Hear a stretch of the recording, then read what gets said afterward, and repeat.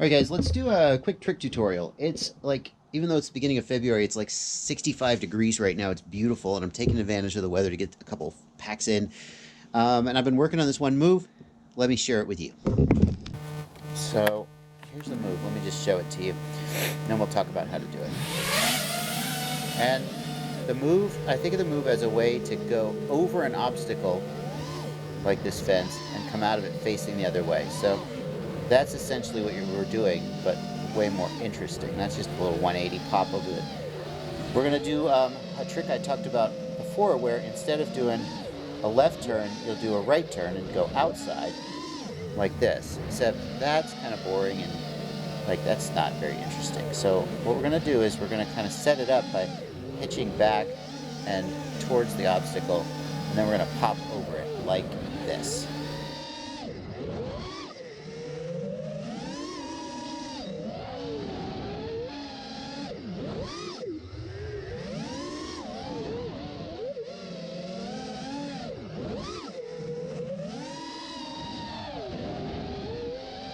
I think it looks best when you kind of get this floaty backwards.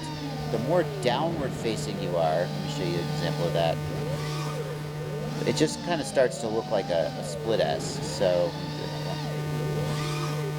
see, I think that's not as interesting. That just doesn't, there's not this sense of opposing motion here. You're sort of sliding one way but moving the other, which I think is pretty interesting. Now you can set this up various different ways. You can set it up more to kind of go sideways or more to go up, and that depends on the angle that you, when you do this little pitch back.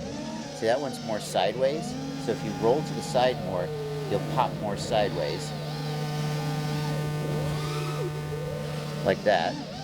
Or if you roll to the side less, you'll pop more up.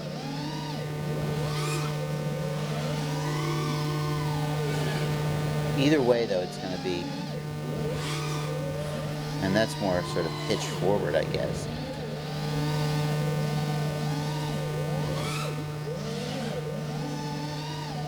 So I think that looks pretty cool. And it's a pretty neat way to cross an obstacle and change direction. You don't have to change direction. So that was just a little bit of yaw. Just keep yawing left. It's harder for me to do the other way. Let's see if I can do it to the left instead of to the right. So I like to keep the obstacle in view so that I can predict if I'm going to screw up the move.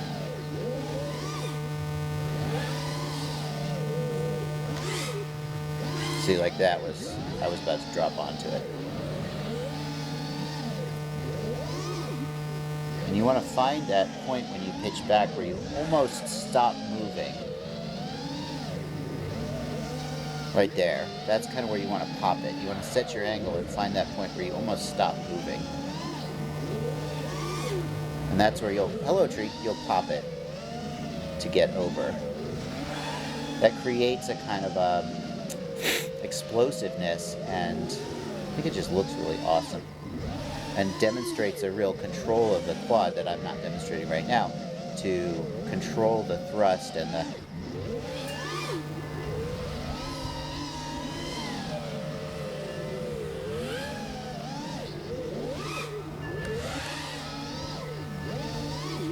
Nope.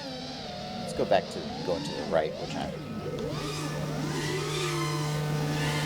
much more confident with. I don't know what just happened there. That was pretty screwy. But my battery's low. We're going to call that the end of this little tutorial.